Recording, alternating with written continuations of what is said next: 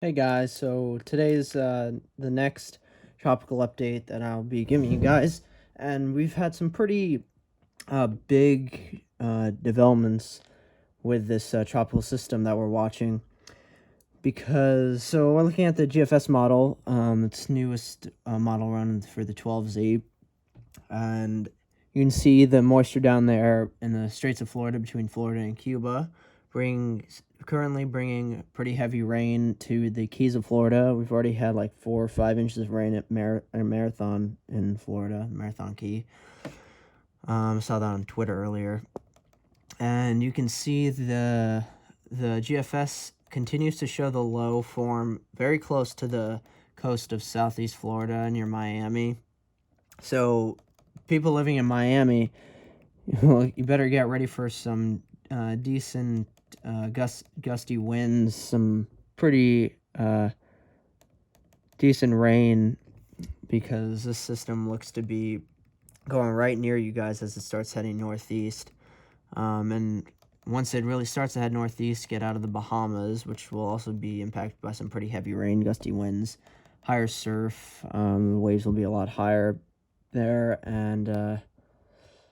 and so here you go. Now you can see it better. Sorry about that. So yeah, once it clears the Bahamas and Florida, it'll start heading more in a northeasterly direction. GFS continues to show it gets a lot stronger, and potentially shows it reaching a weak Category 1 hurricane status before it slowly starts to weaken and dissipate as it heads more farther out into the northern central Atlantic. Let's look at the total rainfall. Let's zoom in on the southeast. And yeah, total accumulated precip. You can see, according to the GFS model, it shows potentially up to 2-3 inches of rainfall for the Keys, especially the Central Keys, and then for the Miami up through West Palm Beach, Daytona. Well, not Daytona.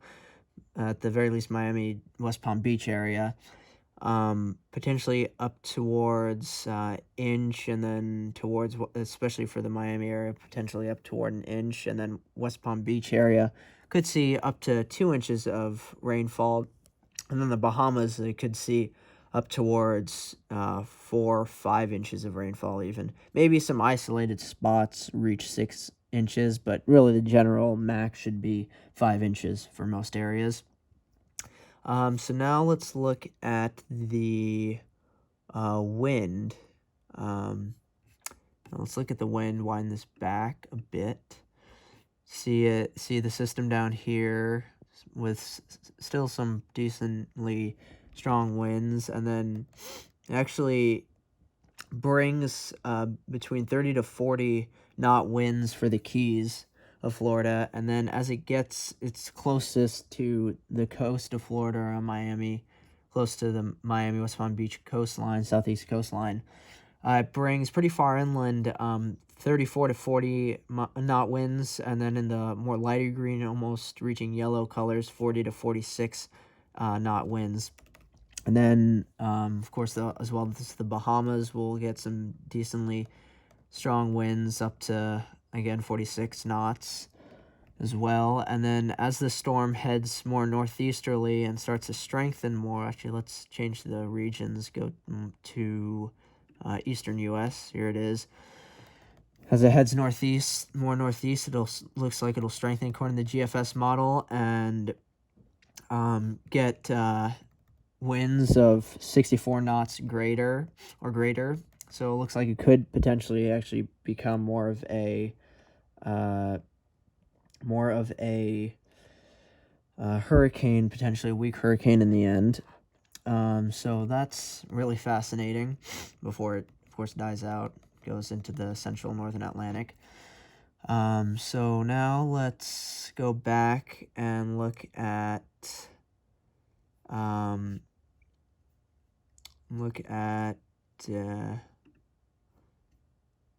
hold on. Go back and look at the CMC, what the CMC is showing.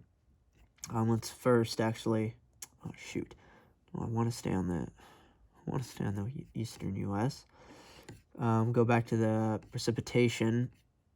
You can see it has the moisture starting to head more northeasterly, bringing that rainfall towards the Keys and southeastern Florida. It shows the low actually potentially over land over the southeast Florida before it goes back out into the water, and of course pretty much all the other models show it not really strengthening definitely as much as the GFS is showing. So according to all the other models, it looks like it'll most likely just be a subtropical storm, maybe tropical storm in its most later life before it dissipates. So let's now look at the total cumulative precipitation for Florida. And you can see for the Keys, it's showing a little less total rainfall than the GFS, maybe only up towards an inch, maybe 2 inches in some spots.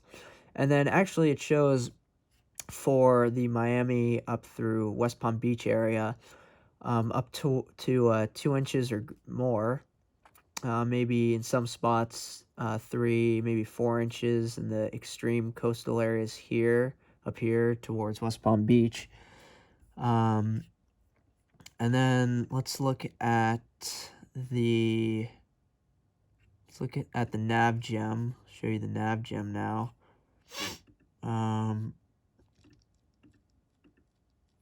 Bring it back. See the moistures in the Straits of Florida comes up. The low forms.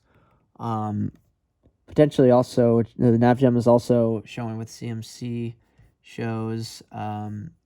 It's showing it for the low first forming over the southeastern Florida, and then moving slowly out over the water.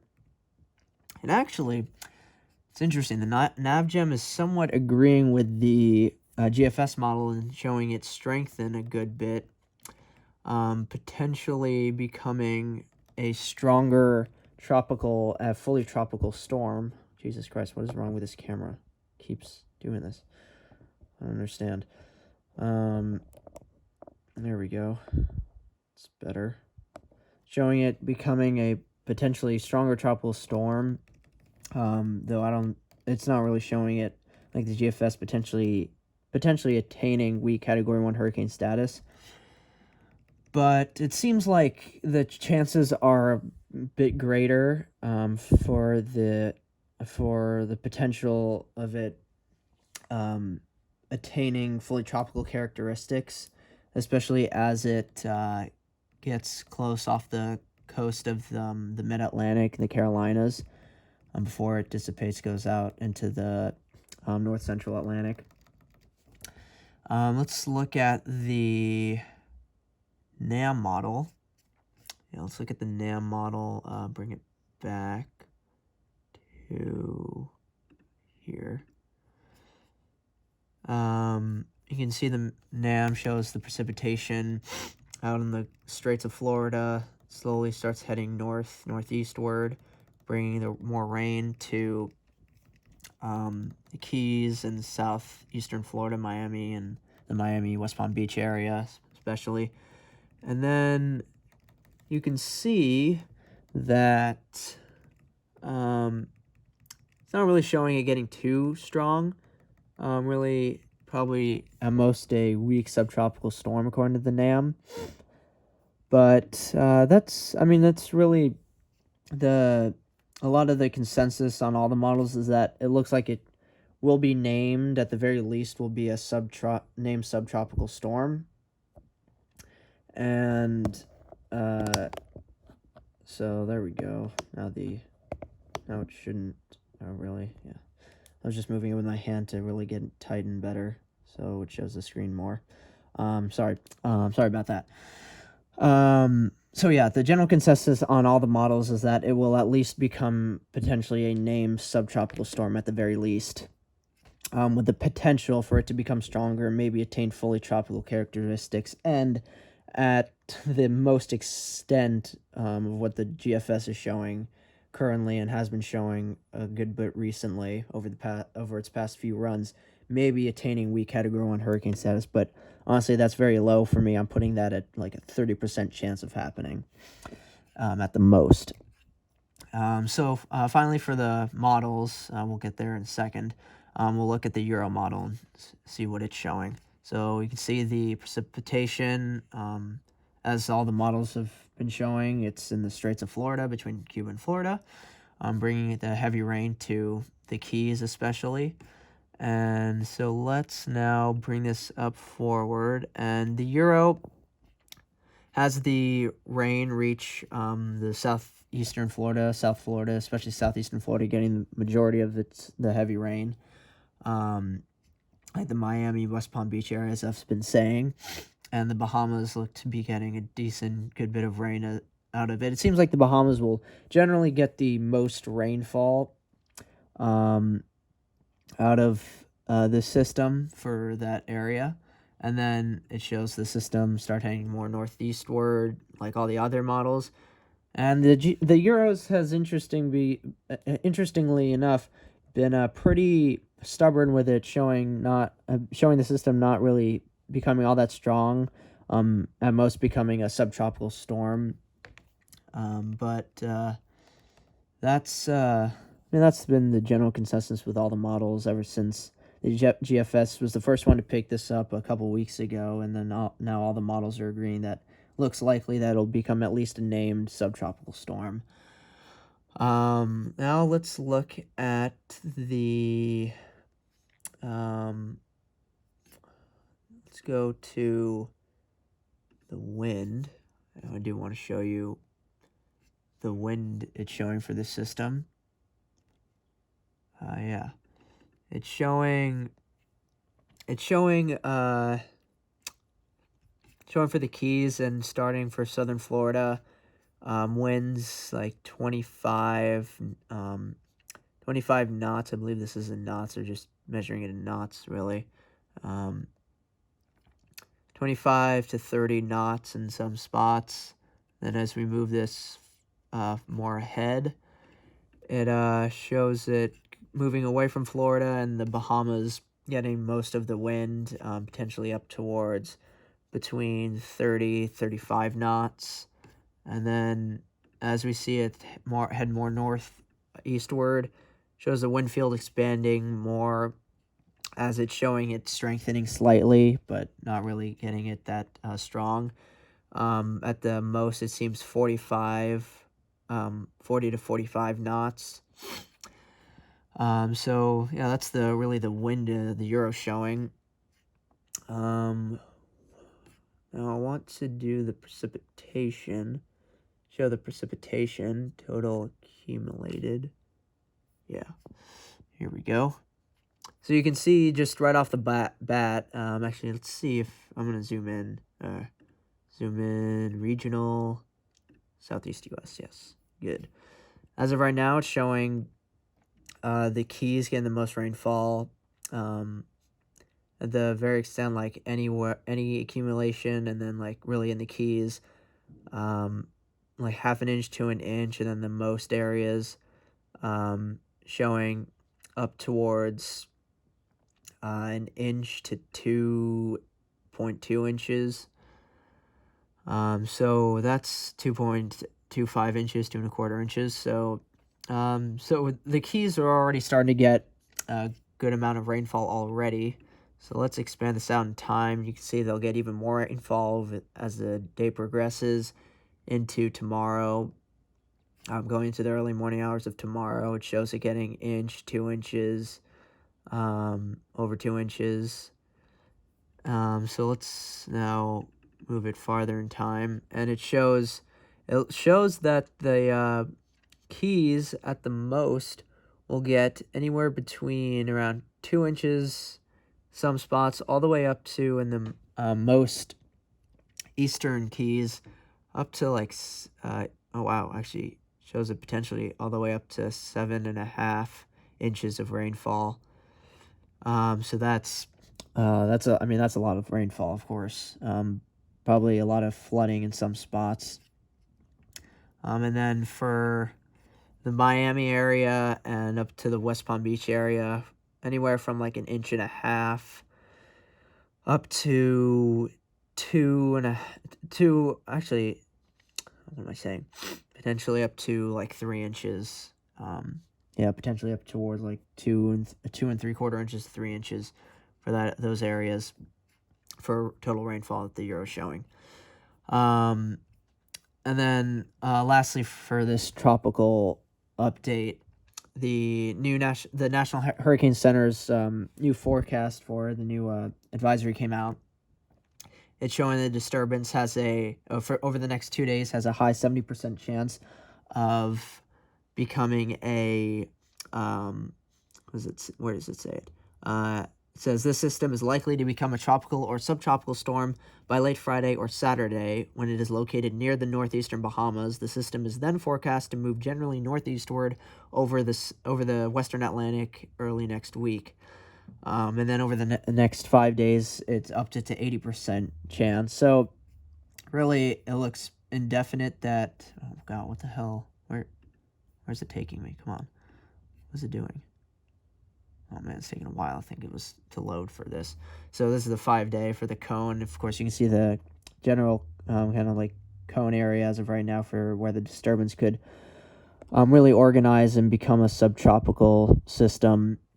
It's much closer to the coast of Florida, much closer to the coast of where Miami and West Palm Beach are, and then it'll generally move northeastward away from the coast, and then maybe like just a few hundred miles riding up along it and then out to sea. For me right now, I'd say we'd have pretty much an 80 to a 90% chance of this forming into a name system. If it's named, it would be the first name system of the 2020 Atlantic hurricane season. The first name is Arthur on the list.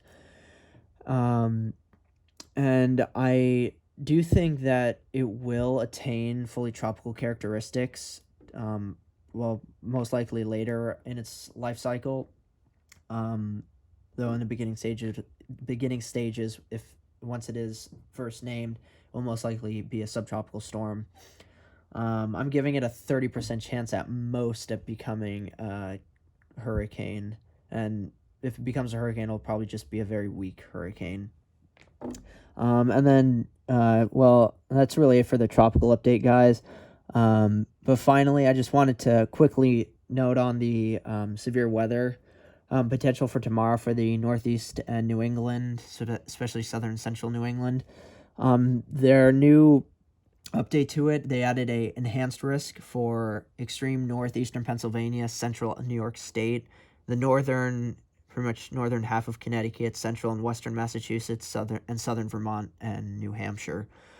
So it's really tomorrow afternoon. If you live within the enhanced risk in those areas, really you have to watch out for those strong storms because here we'll go to the tornado risk. For that enhanced risk, you have a 5% chance of seeing a tornado. So of course the chance for a tornado are very low. So I'm not really expecting that we'll see any tornadoes really.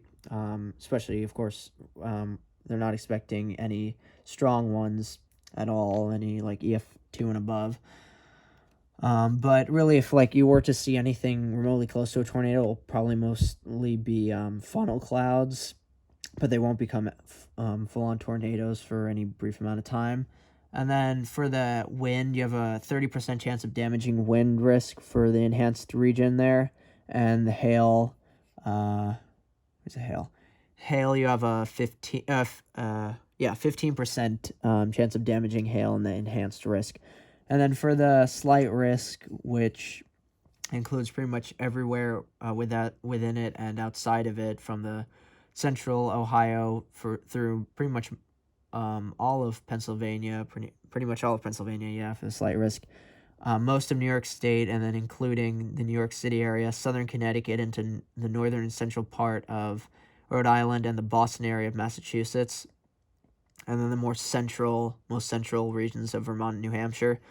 So if you live in the slight risk as well, really keep your eye out for the storms, because for the slight risk, tornado risk is 2%, chance of a tornado. So really, you don't have to really worry about any tornadoes in the slight risk this time. But the wind, you have a 15% chance of damaging wind for the slight risk. So you'll probably see some at least decently gusty winds with these storms that'll come through. And by the way, the storms probably look mostly like they'll be linear. It won't really be like on their own supercells or anything. And then the hail for this slight risk is actually not even including the central and western central Ohio. It's really just the Pennsylvania, northern half of New Jersey, New York City, Long Island, most of central New York, and then southern Connecticut, the northern central half of Rhode Island, Boston area of Massachusetts, and the most central regions of Vermont, New Hampshire. You have a 5% chance of damaging hail. So there's a chance you could see at the least